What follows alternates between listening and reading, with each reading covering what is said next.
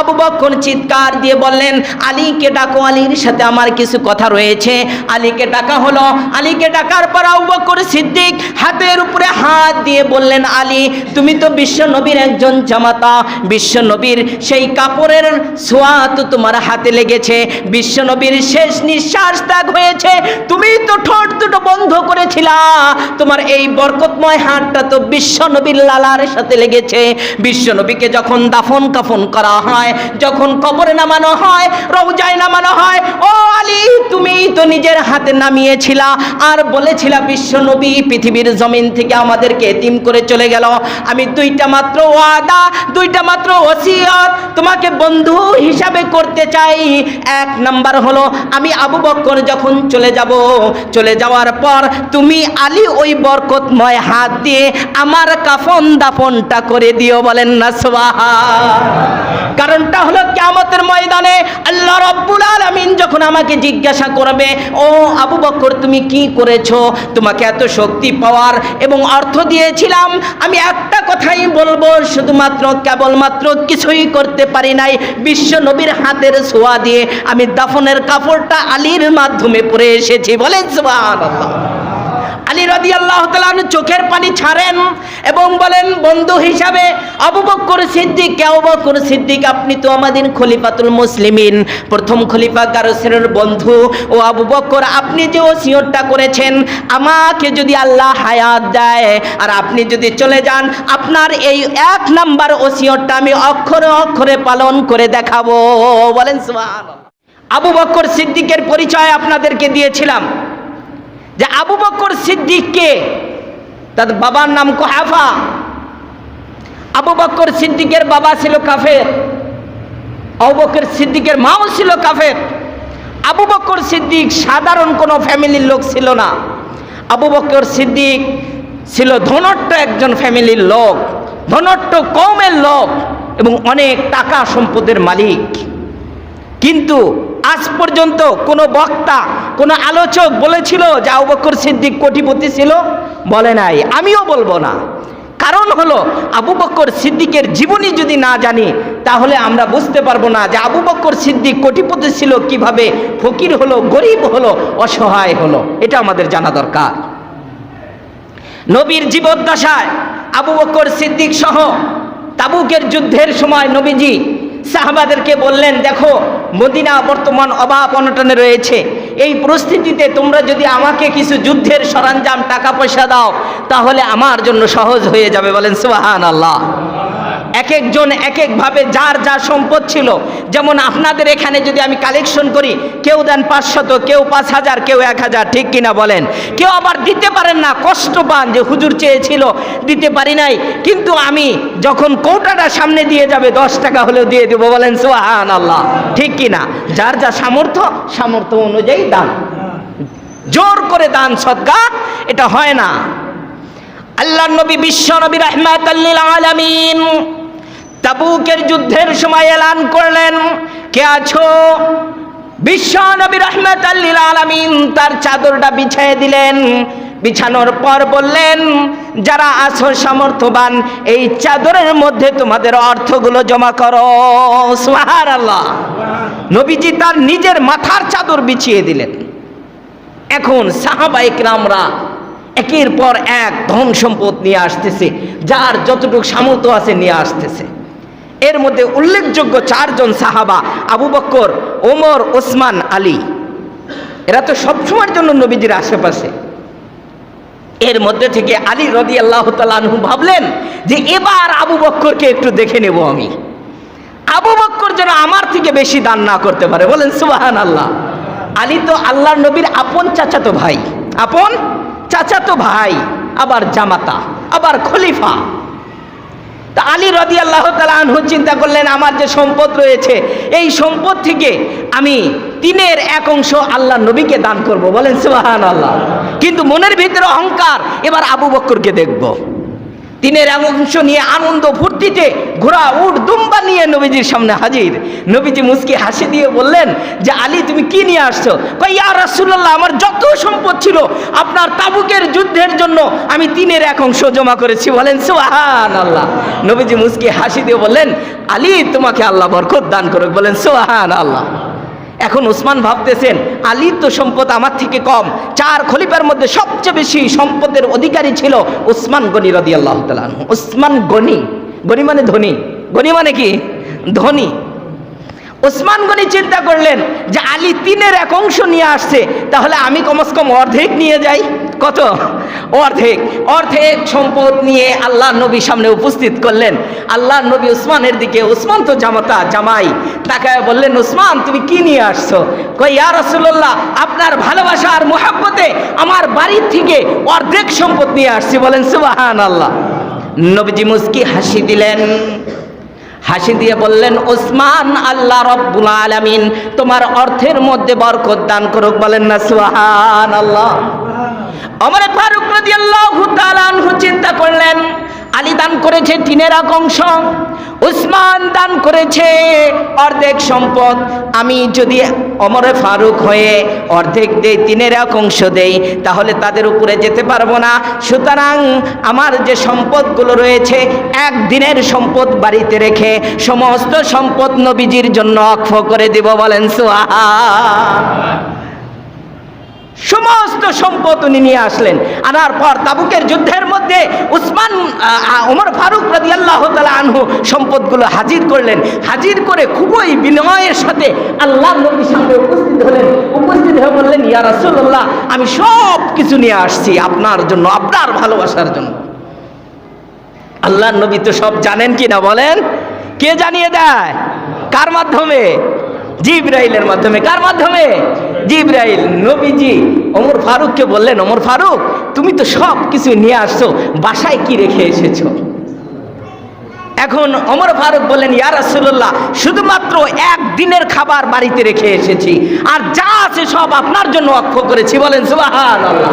নবীজি ওমর ফারুক রাদিয়াল্লাহু তাআলা আনহুকে বললেন আল্লাহ তোমার অর্থ সম্পদ এবং ফ্যামিলির মধ্যে বরকত দান করুক। বলেন না সুবহানাল্লাহ। এখন আছে কে বলেন? আবু বকর সিদ্দিক। এখন আবু বকর সিদ্দিক আর আসে না। এখন ওমর ফারুক রাদিয়াল্লাহু তাআলা আনহু আর ওসমান আলী খুশি, এবার আবু বকর আমাদের সাথে পারবে না।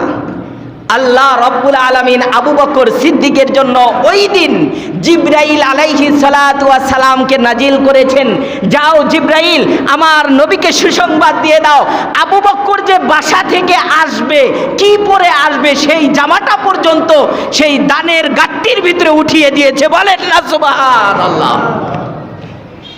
এখন নবীজি সাল্লাল্লাহু আলাইহি সাল্লাম অপেক্ষায় রয়েছেন, আবু বকর নাই, আবু বকর আসে না। নবীজি এদিকে তাকান ওদিকে তাকান, আমার বন্ধু আবু বকর কই? আমার বাল্যকালের বন্ধু আবু বকর, ব্যবসায়িকের বন্ধু আবু বকর, গারেসরের বন্ধু আবু বকর, সেই আবু বকর কোথায়? হিজরতের বন্ধু আবু বকর, ঠিক কিনা বলেন? প্রিয় বন্ধু, আল্লাহ রব্বুল আলামিন প্রত্যেক নবীকে একটা ফ্যাসিলিটি দিয়েছেন, দুনিয়াতে একটা বন্ধু হবে, আখিরাতে একটা বন্ধু হবে।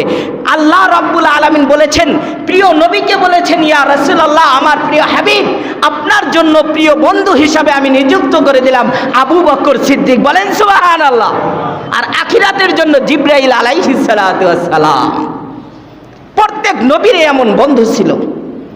এখন আল্লাহ নবী অপেক্ষায়, সবাই নিয়ে আসছে কিন্তু বন্ধু নাই, কেমন লাগে বলেন? বন্ধুর অপেক্ষায় রয়েছে। হঠাৎ করে আবু বকর সিদ্দিক জোড়া তালি দিয়ে খেজুরের পাতার সেই শিকড় দিয়ে জোড়া তালির পোশাক পরে বিশ্ব নবী রাহমাতুল লিল আলামিনের সামনে উপস্থিত হয়েছেন। বলেন সুবহানাল্লাহ। জিজ্ঞাসা করলেন আবু বকর তুমি কেন দেরি করেছো?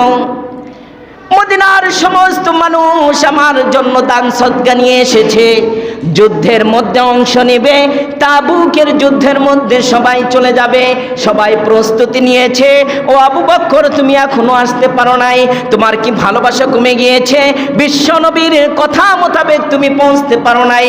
আবু বকর সিদ্দিক চোখের পানি ছেড়ে দিলেন, ছেড়ে দিয়ে বললেন ইয়া রাসূলুল্লাহ ইয়া হাবিবাল্লাহ, যেই পোশাকটা পরে আমি আসবো এমন ভালো কোনো পোশাক আমার ছিল না। আমার বিবি আমার ওই ছেঁড়া জামাগুলো খেজুরের পাতার তালি দিয়ে দিয়ে জয়েন দিয়ে দিয়ে আপনার পর্যন্ত আসার উপযোগী একটা পোশাক করেছেন। এই পোশাকটা দেখে বিশ্বনবী তাকিয়ে রইলেন। তাকিয়ে তাকিয়ে বিশ্বনবী বললেন, আবু বকর, তুমি যে সম্পদ নিয়ে এসেছো, দান সদকা নিয়ে এসেছো, তোমার বাসায় খাবারের জন্য কি রেখে এসেছো? আবু বকর সিদ্দিক চোখের পানি ছেড়ে দিয়ে বললেন, ইয়া রাসূলুল্লাহ, ইয়া হাবিবাল্লাহ, বাসায় রেখে এসেছি আল্লাহ এবং আল্লাহর নবীকে। বলেন সুবহান। আমি বাসায় রেখে এসেছি আল্লাহ এবং আল্লাহর নবীকে। তখন আলী, ওসমান আর ফারুক আজম উনি চিন্তা করলেন, সর্বনাশ, আমি তো একদিনের খাবার রেখে এসেছি। আলী চিন্তা করলেন, আমি তো 3-এর 1 অংশ দিয়েছি। আর ওমর চিন্তা করলেন, আমি তো অর্ধেক দিয়েছি। কিন্তু আবু বকর তো সব নিয়ে এসেছে। তাহলে আবু বকরের সাথে কখনো সামঞ্জস্যতা, সমান সমান বা তার ঊর্ধ্বে যাওয়া কিয়ামত পর্যন্ত সম্ভব নয়। বলেন সুবহানাল্লাহ। বর্ণনা দুর্বল, হাদিসটিও দুর্বল। নবীজি সাল্লাল্লাহু আলাইহি ওয়াসাল্লাম ওই সময় তাকিয়ে দেখেছেন 70,000 ফেরেশতা। আবারও বলতেছি, বর্ণনা দুর্বল। 70,000 ফেরেশতা আবু বকরের ওই পোশাকটা পরে আসমান থেকে আবু বকরের উপরে রহমত বর্ষণ করতেছে। বলেন সুবহানাল্লাহ। জিজ্ঞাসা করা হয়েছিল, জিব্রাইল, তাদের পোশাকের অবস্থা এমন কেন? ওই সময় উত্তর এসেছিল, যখন আবু বকর খেজুরের পাতা দিয়ে পোশাকটা সেলাই করে, যখন জয়েন দেয়, ওই সময় আল্লাহ বাইতুল মামুরে এলান করেছিল, তোমরা যারা এখানে আসো, আমার বন্ধুর বন্ধু, আমার বন্ধুর বন্ধুর ভালোবাসার মোহাব্বতে আজকে 70,000 ফেরেশতা ওই পোশাক পরে তাকে স্বাগতম জানিয়ে আসো। বলেন সুবহানাল্লাহ। আবু বকরের উপরে যাওয়া সম্ভব? এখন আপনারা উত্তর করেন যে নবীজি ইন্তেকাল করলেন, এখন এই বাদশা হওয়ার, এই চেয়ারে বসার উপযোগী কে? আপনারাই বলেন, কে? আবু বকর। কে? আবু বকর। তার কয়েকটি কারণ রয়েছে। 1 নাম্বার কারণ, নবীজির জীবদ্দশায় আবু বকর ইমামতির জন্য আদেশ পেয়েছেন, ঠিক কিনা বলেন? 2 নাম্বার, মেরাজের রজনীতে নবীজি সাল্লাল্লাহু আলাইহি ওয়াসাল্লাম যখন যান, আল্লাহর নামের সাথে লা ইলাহা ইল্লাল্লাহ মুহাম্মাদুর রাসূলুল্লাহ তাখতে মাহফুজ, যেখানে পবিত্র কোরআন লেখা ছিল, সেই কোরআনের সেই প্রথম শব্দে লেখা ছিল লা ইলাহা ইল্লাল্লাহ মুহাম্মাদুর রাসূলুল্লাহ। এর পরে পরে তাবরানী শরীফের মধ্যে নিয়ে আসছে আবু বকর সিদ্দিকের নাম ছিল। বলেন সুবহানাল্লাহ। তাহলে কে খলিফা হবে? আবু বকর। নবীজি চলে গেলেন, আবু বকর খলিফা হবেন। এখন মদিনার আনসার বাহিনী এবং মুহাজির মক্কার বাহিনী, তারা 2 দল সংঘর্ষ হয়ে গেল, কে খলিফা হবে। এই খলিফা নিয়ে নির্বাচন। বর্তমান বাংলাদেশের মধ্যে বুঝাইতে গেলে বলতে হয় যে আমরা যে মনোনয়নপত্র জমা দেই, আমি যে চেয়ারম্যান হব বা আমাদের কাউন্সিলরি পদ নিব বা মার্কা নিব, এর জন্য আমার একটা দরখাস্ত জমা দিতে হয় না, যেটা আমরা বলি মনোনয়নপত্র। এই মনোনয়নটা যখন জমা দেওয়া হলো, সবাই জমা দিল। এক শ্রেণীর ভাইরা দাঁড়িয়ে বলল, নবীজি চলে গিয়েছেন, নবীজিকে বড় করেছি, নবীজিকে আদর করেছি, ভালোবাসা দিয়েছি, জায়গা দিয়েছি, বিয়ে করাইছি, এই জায়গাতে সব কিছু আমরাই করেছি, নবীজি চলে গিয়েছেন, এখন বাদশা হওয়ার অধিকার আমরা রাখি। ঠিক কিনা? যৌক্তিক কিনা বলেন? মদিনাবাসীরা বলল। এদিকে তো আবু বকর এমনিই বোঝা যায় সে খলিফা হবে। এরপরে আবু বকর সিদ্দিক রাদিয়াল্লাহু তাআলা আনহু ঝোপসে বসে গেলেন যে এখন কি উত্তর হবে। আর ওমরে ফারুক তরবারি নিয়ে দাঁড়িয়ে গেলেন যে ক্ষমতা কে পাবে। সব সময় এরকম হয় কি না? আমাদের দেশে হয় না? সরকার যখন চলে যায় তখন দলাদলি সৃষ্টি হয়ে যায়, এর মধ্যে যে উপযোগী সেই হয় খলিফা, সেই হয় বাদশাহ, আমাদের দেশের প্রধানমন্ত্রী। ঠিক কিনা বলেন? এখন আমাদের তো গণতন্ত্র, তখন গণতন্ত্র ছিল না, ছিল পরামর্শ, শুরা, রায় পেশ করা। এখন সবাই বসে গেল। এর মধ্যে আবু বকর সিদ্দিক ওমরের মাথায় হাত দিয়ে বললেন, ভাই ওমর, তুমি বসে যাও, আমি বিষয়টা দেখি।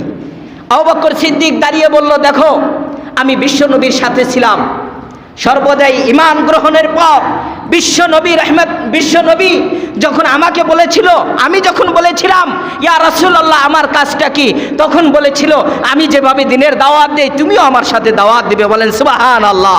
আর এই দাওয়াত দিতে গিয়ে আমাকে এমন নির্যাতন করা হয়েছিল যে আমি আবু বকর সোজা হয়ে দাঁড়াবো এমন শক্তি ছিল না। এরপরেও আমার জবানে ছিল যে আমার নবীজি কেমন রয়েছেন। বলেন না সুবহানাল্লাহ। এরপরে আরেকটা প্রশ্ন, এতগুলো সাহাবা থাকতে আবু বকরকে নিয়ে কেন হিজরতে বের হলো, কেন? এবং সেই হিজরতে সাপের কামড় খেয়ে আল্লাহর নবীকে ভালোবাসা কে দিয়েছিল? এই ব্যথা মাঝে মাঝেই আবু বকরের ভাসত। সাপের ব্যথা, এই কামড়ানোর বিষধার সাপের বিষাক্ত ব্যথা। এরপরেও মানুষকে তো থামাইতে হবে। আবু বকরের বয়স হলো 61 বছর বয়স তখন। তাহলে আবু বকর তো সাধারণ কোনো লোক না। আল্লাহ ওই জ্ঞান দিয়েছেন যখন যুদ্ধের ভিতরে নবীজি থাকতেন আর আবু বকর আল্লাহর নবীকে পাহারা দিতেন, তাহলে সেনাপতির দায়িত্ব পালন করেছেন, মন্ত্রীর দায়িত্ব পালন করেছেন আবু বকর সিদ্দিক। যুদ্ধ কিভাবে করতে হয় নবীজি শিক্ষা দিয়েছেন, আর এর ফর্মুলা তো আবু বকরই দিয়েছেন। বলেন না সুবহানাল্লাহ। এখন আবু বকর বললেন সবাই বসে যাও, আমি এখানে নেতৃত্ব দেওয়ার জন্য আসি নাই, ক্ষমতা নেওয়ার জন্য আসি নাই। আমি চাই আপনাদের আনসার বাহিনীর একজন এখানে বাদশাহ হোক, মদিনার খলিফা হোক, মদিনার বাদশাহ হোক। এই বলে উবাইদা ইবনে জাররাকে আবু বকর হাত ধরে দাঁড় করিয়ে দিলেন যে উবাইদা ইবনে জাররা তুমি আনসার বাহিনীর পক্ষ থেকে দাঁড়িয়ে যাও, আর আমাদের মুহাজির বাহিনীর পক্ষ থেকে ওমর রাদিয়াল্লাহু তাআলা আনহুকে দাঁড় করানো হলো। এর মানে দুইজন প্রার্থী। কয়জন? কথা বুঝবেন, কয়জন? আমাদের দেশে নাই প্রার্থী এমন, সামনে আসবে ইনশাআল্লাহ নির্বাচন। আল্লাহ তাআলা ভালো মানুষকে কবুল করুন, জোরে বলে আমিন। আমরা ঘরে বসে থাকলে হবে? কথা বলেন, হবে? ঘরে বসে থাকলে হবে না, সবারই মেহনত করতে হবে। আর মেহনতের মধ্যে আল্লাহ যাকে পছন্দ করবেন, আল্লাহ যদি চায় বিএনপি সরকারকে, আল্লাহ বিএনপিকে কবুল করুক, আর তার মাধ্যমে আমাদের সংসদে কোরআনের আলো জ্বলে উঠুক। বলেন না সুবহানাল্লাহ। আল্লাহ চাইলে যদি জামাতের ভাইদের চায় আল্লাহ তাআলা তাদেরকে কবুল করুক, আল্লাহ চাইলে হেফাজতকে কবুল করুক। আল্লাহ যার দ্বারা দেশের দশের সমাজের খেদমত নেবেন এমন মানুষকে আল্লাহ তাআলা নির্বাচিত করুক, জোরে বলি আমিন। দুইজন দাঁড়িয়ে গেল। দাঁড়ানোর পর এখন আবু বকর সিদ্দিক বললেন তোমরা নির্বাচন করো যে এখানে উবাইদা ইবনে জাররা হবে না ওমর রাদিয়াল্লাহু তাআলা আনহু হবে। এখন তারা দুইজনই আবু বকরের ছোট, বয়সে ছোট, 2 থেকে 3 বছরের ছোট। এখন দুইজন মিলে পরামর্শ করলেন আমাদের সম্মান করে দাঁড় করানো হলো, এর মানে এটা না আমরা খলিফা হয়ে যাব। আমরা দুজন মিলে বলে দেই যে খলিফা হবে আবু বকর সিদ্দিক। বলেন না সুবহানাল্লাহ। খলিফা হয়ে গেল আবু বকর সিদ্দিক। আসনে বসেই ঘোষণা করলেন, বায়াত নিলেন। সবাই বায়াত গ্রহণ করার পর আবু বকর সিদ্দিক একটা বক্তব্য পেশ করলেন। যেমন আমাদের ডক্টর ইউনূস 26 মিনিটের একটা বক্তব্য দিয়েছিল, আপনারা শুনেছেন। সেই বক্তব্যের সারাংশ নির্যাস কথা আমি বলি যে আমার যদি ভুল হয়ে থাকে দেশ চালানোর ক্ষেত্রে, আমাদের উপদেষ্টার যদি ভুল হয়ে থাকে, তাহলে আপনারা আমাদেরকে স্মরণ করিয়ে দিবেন, আমরা সংশোধন করব। ঠিক কিনা বলেন? এমন একটা কথা আছে, 26 মিনিটের বক্তব্য শুনবেন, এমন কথা আছে। আমরাও স্মরণ করে দেই যে যারা আমাদের হেফাজতে ইসলামকে নিয়ে লাফালাফি করে, হেফাজতে ইসলামের বিরুদ্ধে কথা বলে, আমার ওস্তাদ শাহ আহমদ শফিকে তেতুল হুজুর বলে গালি দেয়, তাদেরকে উপদেষ্টায় রাখা যাবে? নাম জানেন তো আপনারা? সরওয়ার মোস্তফা ফারুকি নাম জানেন? এই কুলাঙ্গার দেখেন কি শব্দটা বলেছিল, আহমদ শফি হুজুর নাকি তেতুল হুজুর, মেয়ে দেখলে নাকি জিব্বা দিয়ে পানি পড়ে। আমি বলতে চাই যে আহমদ শফির পায়ের ধুলা, আহমদ শফির পায়ের একটা শরীরের একটা কেশ পশম, তার যা মূল্য আল্লাহ দিয়েছেন, তোমার পুরা শরীরের মূল্য তা দেয় নাই। বলেন ঠিক কিনা? আর সেই মানুষ নবী আমার উস্তাদকে বলেছিল যে তেতুল হুজুর। এরপরে শাহবাগের যে ঘটনা আপনারা জানেন, আর আমাদের হেফাজতে ইসলামের 13 সালের যে কাহিনী, সেখানে কত ছাত্র কোরআনের পাখিদেরকে মারা হয়েছে। আর সেই সময় উনি বলেছিল যে শাপলা চত্বরটা জঞ্জাল মুক্ত হলো। কি হলো? তার স্ট্যাটাসে লিখেছিল জঞ্জাল মুক্ত হলো, মানে হলো ঝামেলা মুক্ত হলো। এর মানে আমাদেরকে মেরে তারা খুশি হয়েছিল। নাউজুবিল্লাহ বলেন। আর সে উপদেষ্টা হতে পারে আমাদের? কথা বলেন, ভয় লাগতেছে? হতে পারে? আমরা অনুরোধ জানাই ডক্টর ইউনূসকে যে এমন মানুষ যেন আমাদের দেশের উপদেষ্টার পদে না থাকে, যেই মানুষগুলো ইমানের ক্ষতি করে, মানুষের ক্ষতি করে, জাতির ক্ষতি করে এবং নিজের বউকে দিয়ে নর্তকী বানিয়ে নাচ গান করায় আর নিজেকে দাবি করে আল্লাহর ওলি, এমন মানুষ আমরা উপদেষ্টা হিসাবে দেখতে চাই না।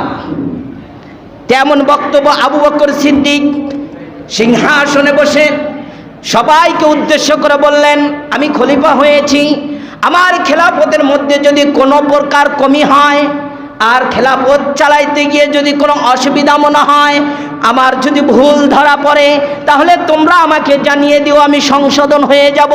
কোরআন এবং সুন্নাহর বাহিরে, হাবিবের বাহিরে, নিয়মের বাহিরে যদি কোনো আইন পেশ করি, তাহলে তোমরা আমাকে জানিয়ে দাও, আমি সংশোধন হয়ে যাব। এই বক্তব্য পেশ করলেন সবার সামনে।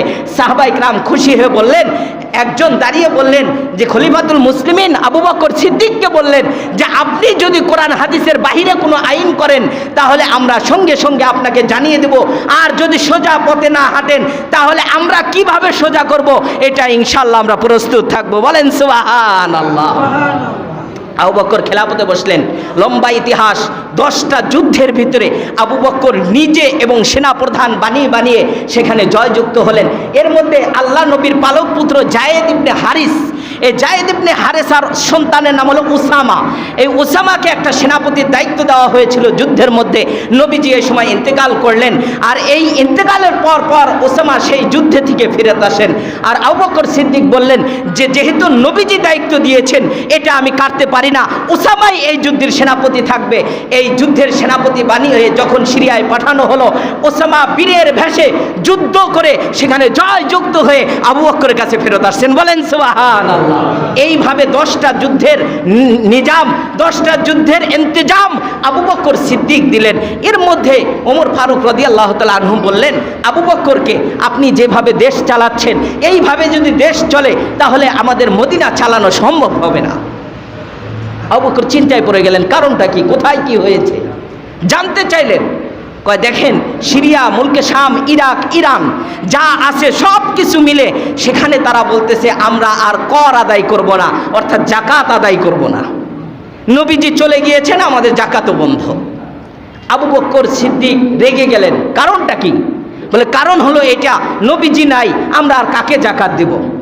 নবীজির খলিফা তো হয়েছেন আবু বকর, কিন্তু তারা অস্বীকার করে বসলেন।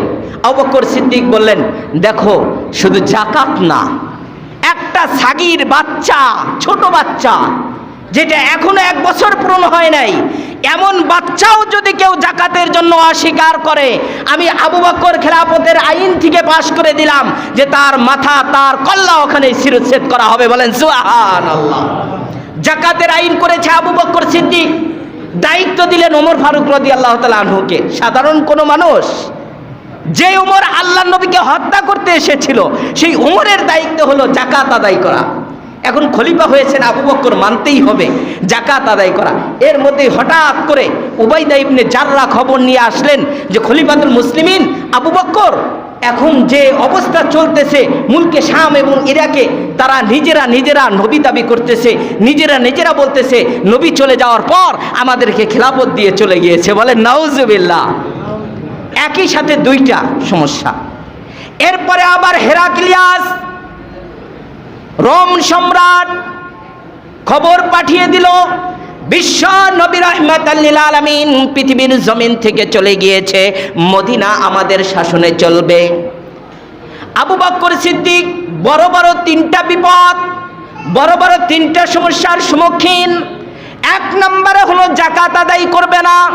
জাকাত যদি আদায় করা না হয়, অর্থনৈতিকভাবে দেশ অভাবে পড়ে যাবে, গরিবে পড়ে যাবে, আর মদিনার মানুষদেরকে চালানো সম্ভব হবে না। জাকাত আদায় করতে হবে, কর আদায় করতে হবে। বুঝাইতে গেলে বলি, এখন যদি আমাদের ডক্টর ইউনূস বাংলাদেশের অর্থনৈতিক ঘাটতিতে পড়ে যায়, তাহলে কিন্তু সবাই গালি দিবে, ঠিক কিনা বলেন? আমরা যদিও তাকে ভালোবাসি, সুযোগ পাইলে আবার গালিটাও দিয়ে দিব। ডক্টর ইউনূসকে ভালো মনে করেছিলাম, কিন্তু এখন পর্যন্ত পেঁয়াজের দামটা কমাইতে পারে নাই, ঠিক কিনা বলেন? এইভাবে গালি দিবে। তাহলে এখান থেকে আমরা ওখানে বুঝে নেই। কিন্তু এখানে একটা জিনিস বোঝার আছে, একদিনে কিন্তু সব কিছু হয় না। হয় একদিনে হয় সব কিছু? কতদিন হলো ক্ষমতায় আসছে আবু বকর, কতদিন হলো ডক্টর ইউনূস ক্ষমতায় আসছে, এটাও একটু বুঝতে হবে। এটা নিয়ে আলোচনা করব ইনশাআল্লাহ, আপনারা মাহফিলে থাকবেন। যে একদিনে হয় না, এটার একটা উদাহরণ সেট করব। এখন আবু বকর সিদ্দিক বড় বড় নেতাদেরকে আহ্বান করলেন এবং গ্রুপে গ্রুপে বিভিন্ন জায়গায় গভর্নর হিসেবে পাঠিয়ে দিলেন, যাও কোথায়, কোন এলাকায়, কোন গ্রামে, কোন রাষ্ট্রের সমস্যা রয়েছে দেখে আসো। একজন খবর নিয়ে আসলো, বিশ্বনবী রাহমাতুল লিল আলামিন চলে যাওয়ার পর মুসাইলামাতুল কাজ্জাব নামক একজন ব্যক্তি নিজে নবী দাবি করেছে। বলেন নাউজুবিল্লাহ, নিজেই নবী দাবি করেছে। আর একজন খবর নিয়ে আসলো, আউয়াল নামক একজন ব্যক্তি, সে নিজে নবী দাবি করেছে। আর একজন খবর নিয়ে আসলো, সাজা নামক একটি মহিলা, সে নিজে মহিলা নবী দাবি করেছে। আর একজন খবর নিয়ে আসলো, তুলাইবা নামক একজন ব্যক্তি নবী দাবি করেছে। তাহলে কয়জন? কথা বলেন, কয়জন? 4 জন নবী দাবি করেছে। তুলাইবা, সাজা আর মুসাইলামাতুল কাজ্জাব আর আউয়াল, এই 4 জনের মধ্যে 3 জন হলো পুরুষ, 1 জন হলো মহিলা। এই 4 জন মানুষ নবী দাবি করেছে। এখন এটা শুনে আবু বকর সিদ্দিক চিন্তায় পড়ে গেলেন। এদিকে অর্থনৈতিক ঘাটতি, আবার এদিকে নবী দাবি করতেছে, আবার এদিকে হেরাক্লিয়াস এলান করেছে মদিনা আমাদের দখলে চলবে, কোনটা কি করব, এই নিয়ে মাথা কোন ঠাসা হয়ে পড়ে গেলেন যে কিভাবে সম্ভব। আবু বকর সিদ্দিক রাদিয়াল্লাহু তাআলা আনহু একজন সিংহ পুরুষকে ডাক দিলেন, খালেদ সাইফুল্লাহ। কাকে? খালেদ সাইফুল্লাহ, মানে আল্লাহর তরবারি। কার তরবারি বলেন? কথা বলেন একটু, কার তরবারি? আচ্ছা, আপনাদের প্রশ্ন করি, আল্লাহর যদি তরবারি হয়, এই তরবারি যদি ভেঙে যায়, অপমান হয়, তাহলে আল্লাহ রব্বুল আলামিনের জাতের মানিজ্য থাকবে? কথা বলেন, থাকবে? কখনো না। আল্লাহ রব্বুল আলামিনের তো মানিজ্যত রয়েছেন, সম্মান রয়েছেন। তে আমি আল্লাহ সত্তা হয়ে আমার নাম খালেদ সাইফুল্লাহ একজন বান্দা, সে যদি হেরে যায় তাহলে আমারও তোমার ইজ্জত থাকবে না, আল্লাহর শানের খেলাফ হয়ে যাবে। এই জন্য খালেদ সাইফুল্লাহকে ওমর আবু বকর সিদ্দিক বললেন, দেখো আমার পক্ষ থেকে তোমাকে সেনা প্রধান বানানো হলো, যে 4 জন নবী দাবি করেছে এই 4 জনকে আমার সামনে উপস্থিত করো, না হলে সেখানে যদি তারা দাওয়াত গ্রহণ না করে সেখানেই শিরশ্ছেদ করে দাও। খালেদ সাইফুল্লাহ শপথ করলেন আবু বকরের কাছে, আমি যতক্ষণ পর্যন্ত তাদের বিচার না করতে পারবো আপনার কাছে ফেরত আসবো না। বলেন না সুবহানাল্লাহ। খালেদ সাইফুল্লাহ বের হয়ে গেলেন মুসাইলামাতুল কাজ্জাবের কাছে, তার বিশাল এক বাহিনী, সবাই মিলে দাবি করলো যে নবীজি চলে গিয়েছেন, এখন আমি নবী, আমাকে দেখতে দেখো নবীর মতোই লাগে। নবী গত রাত্রে আমাকে স্বপ্নে বলেছে যে তোমাকে সব নবুয়ত দিয়ে চলে গেলাম। বলেন না নাউজুবিল্লাহ। আমাদের দেশে এক মাঝার ভক্ত আল্লাহর ওলি দাবি করেছিল যে আল্লাহর নবী চলে যাওয়ার পর আমাকে খেলাফত দিয়ে চলে গিয়েছে। বলেন না নাউজুবিল্লাহ। এরপরে সে বলেছে, দেখো ফাতিমার সাথে তোমার বিয়ে দেওয়ার কথা ছিল কিন্তু সুযোগ হয় নাই, তুমি পরে আসছো, এই জন্য তুমি যাকে বিয়ে করেছো সেই ফাতিমার রূপ ধরে এসেছে। বলেন না নাউজুবিল্লাহ। দেওয়ানবাগী পীর সাহেব, কি নাম? দেওয়ানবাগী নামটাও বলে দিলাম। এই সমস্ত ভ্রান্ত আকীদা যাদের ভিতরে আছে তারা হলো মিথ্যুক। আল্লাহর নবী বলেছেন সরাসরি হাদিসের মধ্যে, আনা খাতামুন নাবিয়্যিন লা নাবিয়্যা বাদি, আমি শেষ নবী, আমার পরে আর কেউ নবী হয়ে আসবে না, নবুয়ত নিয়ে আসবে না। মুসাইলামাতুল কাজ্জাব তার দল বল নিয়ে উপস্থিত হয়ে গেল, আমি নবী। আর খালেদ সাইফুল্লাহ আইয়ুবী দাঁড়ায় গেল যে দেখো তুমি নবী আর আমি হলাম খেলাফতের আসন থেকে একজন সেনা, তোমার সাথে এখন যুদ্ধ করার জন্য মোকাবেলা নিয়েছি, আসো তোমার নবী আর নবুয়তটা দেখে দেই। যুদ্ধ শুরু হয়ে গেল। খালেদ সাইফুল্লাহ আল্লাহর তরবারি সেই সিংহ পুরুষের মতো গর্জন দিয়ে যুদ্ধ শুরু করে দিলেন। মুসাইলামাতুল কাজ্জাবের সৈন্যের সাথে, গ্রুপের সাথে যুদ্ধ করতে করতে এক পর্যায়ে তাদেরকে পরাজিত করে মুসাইলামাতুল কাজ্জাবকে হত্যা করা হলো। হত্যা করার পর আবার যখন রওনা করলেন, প্রতিমধ্যে খবর পেলেন আউয়াল নামক একজন ব্যক্তি আল্লাহর নবী হিসাবে দাবি করেছে, নবুয়তের দাবি করেছে। প্রতিমধ্যে সেখানেও 700 সৈন্যের সাথে যুদ্ধ করে তাকেও সেখানে হত্যা করলেন। এরপরে আবার আবু বকর সিদ্দিকের কাছে সাক্ষাৎ করলেন। সাক্ষাৎ করে বললেন, খলিফাতুল মুসলিমিন আবু বকর সিদ্দিককে বললেন, 2 দুইজনকে হত্যা করেছে আর দুইজন রয়েছে। এক নাম্বার হলো সাজা নামক একজন ব্যক্তি, সে নবুয়তের দাবি করেছে। তুলাইবা নামক একজন ব্যক্তি নবুয়তের দাবি করেছে।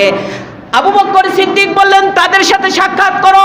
সাক্ষাৎ করার পর তাদেরকে ঈমানের দাওয়াত দাও। ঈমানের দাওয়াত যদি গ্রহণ করে তাহলে তাদের সাথে যুদ্ধ করার প্রয়োজন নাই, আর যদি তারা ঈমানের দাওয়াতকে গ্রহণ না করে তাহলে তাদেরকেও তুমি ছেড়ে নিয়ে আসো আমার কাছে, তার মাথাটা নিয়ে আসো।